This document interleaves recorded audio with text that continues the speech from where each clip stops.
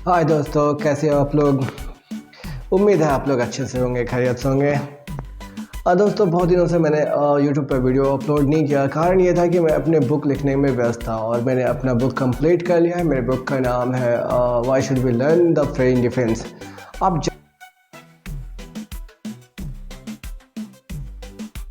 ज़रूर उस किताब को ख़रीदें और उसको पढ़ें, और पढ़ने से आपको बहुत बेनिफिट होने वाला है, क्योंकि आपको समझ में आएगा कि इस पोजीशन पे मुझे कैसे खेलना है। बहुत सारे पोजीशन मैंने उसमें डिस्क्राइब किए, बताए हैं, बहुत सारे पोजीशन के बारे में उसका वर्णन किया है, और बहुत सारी चीज़ें मैंने बताए हैं जो मैंने लोगों को खेलते हुए देखा फ्रेंच डिफेंस में।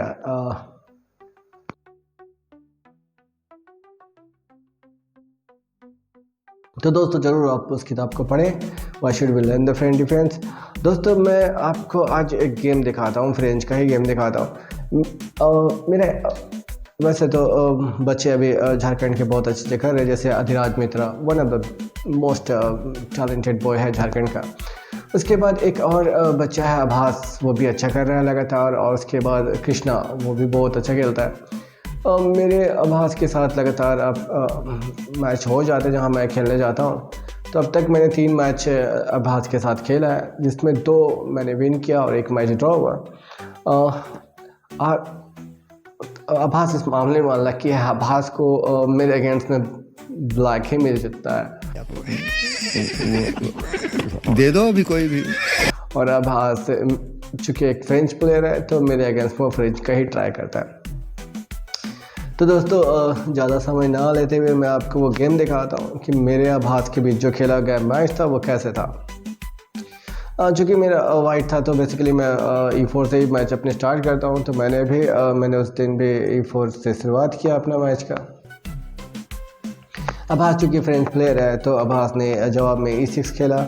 चूँकि कभी भी कोई सेंटर देता है, तो सेंटर में अगर पॉन आपके रहते हैं, तो मैंने पिछले वीडियो में बताया था कि सेंटर में आपके पॉन होना बहुत स्ट्रॉन्ग माना जाता है। तो मैंने D4 सेंटर पर कंट्रोल बना लिया। लेकिन सेंटर पर कंट्रोल बनाने के बाद आभास ने सेंटर पर अटैक किया। जितने भी इस तरह के आइडियाज़ होते हैं, चाहे फ्रेंच का हो, चाहे रेटी का आइडिया हो, चाहे लेकैन का होता है, एक्चुअली में ये पहले सेंटर का ऑफ़र कर देते हैं। लेकिन सेंटर पर अगर आपने पकड़ बना लिया, तो सिर्फ सेंटर पर पकड़ बनाने से नहीं चलेगा, आपको सेंटर मेंटेन करके रखना होगा। और ये रिस्पॉन्सिबिलिटी ब्लैक के प्लेयर चेक करने लगते हैं कि आप सेंटर को कैसे कंट्रोल करोगे और कब तक होल्ड करके रख सकते हो। और उसके बाद उसका जो मेन प्लान होता है, वो सेंटर पर ही अटैक करने का प्लान पर खेल जाते हैं। तो काफ़ी आसान होता है ब्लैक के लिए खेलना इस तरह के प्लान को लेकर। ओके दोस्तों, तो मैंने नाइट C3 मैंने खेला। नाइट C3 चूँकि मैं नाइट C3 पसंद करता हूँ, क्योंकि मैं सेंटर का कंट्रोल को मेंटेन रखना चाहता हूँ और सेंटर पर एक अपने फोर्सेस को लगातार बनाए रखना चाहता हूँ। ओके, इसके बाद यहाँ पर तो बहुत सारे लाइन है, नाइट F6 करके भी खेला जा सकता है। लेकिन चूँकि मेरे अगेंस्ट में अक्सर D क्रॉस E5 पॉन को E4 पॉन कैप्चर करके ही खेलता है। नॉर्मली मुझे भी यहाँ कैप्चर करना होगा। उसके बाद नाइट F6 करके भी खेला जाता है, लेकिन वो मेरे साथ नाइट D7 करके खेलता है। नाइट D7, और फिर चूँकि मुझे डेवलपमेंट करने के जाना है किंग साइड, तो मैंने नाइट F3 मैंने डेवलप कर लिया। अब नाइट F6 करके दूसरा नाइट आता है, चूँकि उसके पास स्पेस है नाइट E5 वगैरह, नाइट D5 वगैरह खेलने का प्लान इन लेटर आ सकता है। तो मैं उसको वो नाइट का स्पेस देना नहीं चाहता हूँ, तो मैंने कैप्चर कर लिया नाइट का। नाइट कैप्चर करने के बाद नाइट से रिकैप्चर। अब यहाँ पर C3 करके भी बहुत सारे प्लेयर खेलते हैं, लेकिन मैं भी सबको डेवलप करना पसंद करता हूँ, तो मैंने भी सबको डेवलप प्ले करना पसंद किया। ओके, उसके बाद आभास ने बिशप E7 खेला। उसका सिंपल प्लान था कैसल करना। तो मैंने सोचा कि मेरा लाइट बिशप है, डार्क बिशप जो है, उसको भी गेम पे पहले लेके आता हूँ। तो मैंने G5 से क्विक अटैक्स दिखा दिया। मैंने उसके ट्रायट्री में बिशप G5 को रखकर मैंने प्रेशर एक बनाना शुरुआत की। हालांकि ये कोई प्रेशर नहीं है और ये कोई अच्छा मूव भी नहीं हो सकता, लेकिन एट द टाइम जो आपके माइंड में आता है, कभी आप चेंजेस करते हो, कभी लाइन से बाहर जाते हो, जो माइंड में आता है वो आप प्ले करते हो। तो मुझे लगा कि बिशप G5 खेलता हूँ, नाइट खोल करके रखता हूँ, पीछे तो बिशप है ही। और मैंने कैसल करने के बाद मेरे रुक तो सेंट्रलाइज होंगे, सेंटर मेरे लिए ओपन है, सेमी ओपन है। उसने कैसल कर लिया और मैंने भी यहाँ पर कैसल कर लिया। अब दोनों का कैसल कंप्लीट हो चुका था। हालांकि ब्लैक भी एक अच्छे पोजीशन पे है, पोजीशन बुरा नहीं है, लेकिन हल्का सा स्लाइट एडवांटेज तो मेरे फोर्सेस का है। लेकिन अभी आभास शायद जल्दी में था अटैक करने का। उसने क्विक एक अटैक दिखाया C5 से मेरे सेंटर के पॉन को चैलेंज कर रहा है। तो मैंने सोचा चलो मोस्ट वेलकम है, आपका ये जो चैलेंज है मैं एक्सेप्ट करता हूँ। और मैंने सेंटर के पॉन को कैप्चर कर लिया, सॉरी विंग्स के पॉन को कैप्चर कर लिया सेंटर पॉन से। ओके, अब मुझे इतना तो लग रहा है कि अगर मैं एंड गेम तक पहुंच जाऊं तो फिर मेरे मेजॉरिटी पॉन की जो है वो माइनर पॉन पे भारी पड़ने वाले हैं। खैर उसने भी सबसे कैप्चर किया। अब मैंने देखा कि एक स्ट्रेट लाइन ओपन हो गया, डी का लाइन। अब वो रुक ला सकता है, इससे पहले कि मैं रुक लेते आता हूँ मैंने क्वीन E2 से प्लान किया। और यहाँ पर उसने चूँकि रुक D1 मेरा आने वाला था शायद, तो उसने मेरे मूव को रीड करना शुरू किया और उसने एक डिफेंस के तौर पर उसने क्वीन E7 प्ले कर दिया। अब मुझे लग रहा था कि यहाँ पर मेरे लिए कुछ चीज़ें अच्छी होने वाली हैं। हालांकि मूव बहुत सारे थे 95 के बारे में। रुक D1 जो मैंने पहले से प्लान किया हुआ था मैं रुक लाऊंगा, लेकिन मैंने इन सब मूव को छोड़कर मैंने क्या खेला, क्वीन E5। मैंने एक छोटा सा ट्रैप उनको दिखाया। मैं दिखाना चाहता कि अगर मैंने बिशप से नाइट कैप्चर कर लिया तो आपको पॉन से ही कैप्चर करना होगा, क्वीन से कैप्चर नहीं कर सकते तो पीस का लॉस हो जाएगा। अब जब मैंने देखा हालांकि ये इफेक्टिव नहीं है क्योंकि बिशप वापस D6 में आ रहा है, तो जिसके कारण ये इफेक्टिव इतना होने वाला नहीं है। लेकिन फिर भी मैंने एक कोशिश की उनको जज करने का कि क्या करता है वो, चलो मैं देखता हूँ। और आभास ने यहाँ पर आई थिंक थोड़ा मिस्टेक कर दिया। उसने बिशप को बैक कर लिया और जैसे उसने बिशप को बैक किया मुझे लगा कि अब मैं अटैक में जा सकता हूँ, तो तुरंत ही मैंने क्वीन को G3 में कॉल किया क्योंकि मुझे अब दिख रहा था कि किंग साइड तो इसको मैं अटैक कर सकता हूँ क्योंकि किंग के डिफेंस में एक नाइट है वो भी पिन है और दूसरा नाइट तो है भी नहीं जो बचा पाएगा। तो ये तो उसके लिए बहुत सिचुएशन उसके लिए बहुत डरावना होने वाला है। तो मैंने सोचा चलो अटैक कर देते हैं।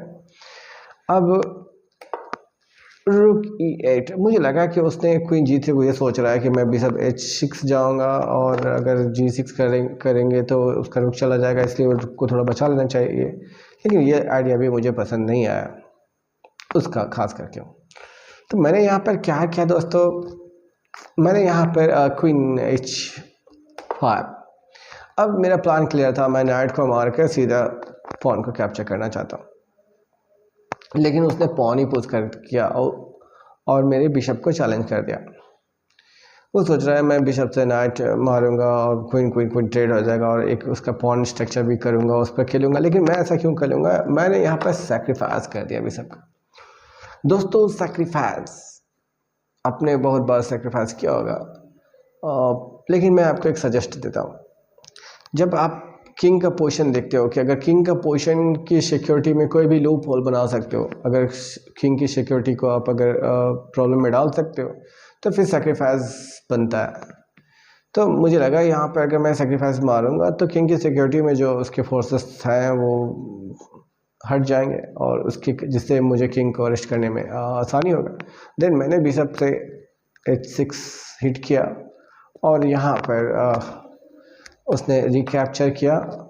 अब मैंने क्वीन से पॉन कैप्चर कर लिया। अब मुझे मेरे लिए चीज़ें आसान हो रही थी। किंग का उसका पोजीशन मैंने डैमेज कर दिया था, जैसा मैंने प्लान किया था कि मैं सेक्रीफाइस मार करूँगा तो यहाँ पर इस तरह हो जाएगा। एग्जैक्टली मेरे साथ ऐसा हो रहा था। हालांकि अभी भी गेम में मैंने जीता नहीं है, बट मेरे पोजीशन बहुत बेटर हो गए क्योंकि किंग उनका अनसेफ है और मेरे दो फोर्सेस नाइट और बिशप लगे हुए हैं किंग को अरेस्ट करने में। ओके, देन अचानक से उसने नाइट G4, सॉरी टू से आभास, ये गेम आपने ये मूव मुझे समझ में नहीं आया। आप इतने अच्छे प्लेयर हो, अच्छा खेलते हो, सम टाइम आपको कुछ मूव देने से पहले थोड़ा सा आपको कैलकुलेशन करना चाहिए। अब जब उसने नाइट G5 किया तो मैंने वहीं पर आभास को टोका। मैंने कहा ये क्या किया आपने, तो चेकमेट हो गया। मैंने चेकमेट किया नहीं, बस बात किया कि ये आपने क्या किया, चेकमेट हो गया अब तो दोस्तों ये था एक छोटा सा गेम जो मैंने फ्रेंच डिफेंस पर लिखा है। दोस्तों मैं आपसे एक रिक्वेस्ट करूंगा कि आप मेरा जो बुक है why should we learn the French defence ज़रूर पढ़ें, और देखिए अगर आप पढ़ेंगे तो आपको पता चलेगा कि किस तरह के पोजीशन को मुझे खेलना चाहिए और किस तरह के पोजीशन तक मुझे पहुंचना चाहिए। वो सारी बातें मैंने फ्रेंच डिफेंस में लिखी है। 170 पेज का वो बुक है जो मात्र 500 में आपको मिल जाएगा।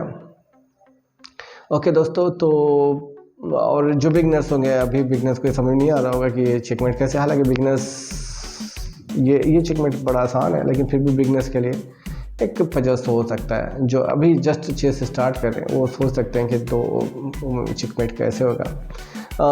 तो जो बिगनर्स हैं वो मुझे कमेंट करके बताएंगे कि चेकमेट कैसे होगा। बाकी दोस्तों मैं आता हूँ आपको अगले वीडियो में मिलता हूँ। अगले वीडियो मेरा थोड़ा अट्रैक्टिव होगा और कुछ एक अच्छे सब्जेक्ट में हम लोग बात करेंगे और कुछ अच्छे गेम्स मैं आपको दिखाऊंगा। तो दोस्तों बने रहिएगा मेरे साथ, और मेरे चैनल को अगर सब्सक्राइब नहीं किया तो चैनल को सब्सक्राइब कीजिएगा और बेल आइकन को जरूर दबाइए जिससे आपको नोटिफिकेशन मिलता रहे। और हाँ दोस्तों, ये टी शर्ट अनिश्चित एकेडमी का अपना टी शर्ट है, और अगर आप अनिश्चित एकेडमी से जुड़ते हैं तो ये टी शर्ट आपको फ्री में प्रोवाइड किया जाएगा। तो दोस्तों मिलते हैं फिर नेक्स्ट वीडियो में, तब तक के लिए बाय बाय।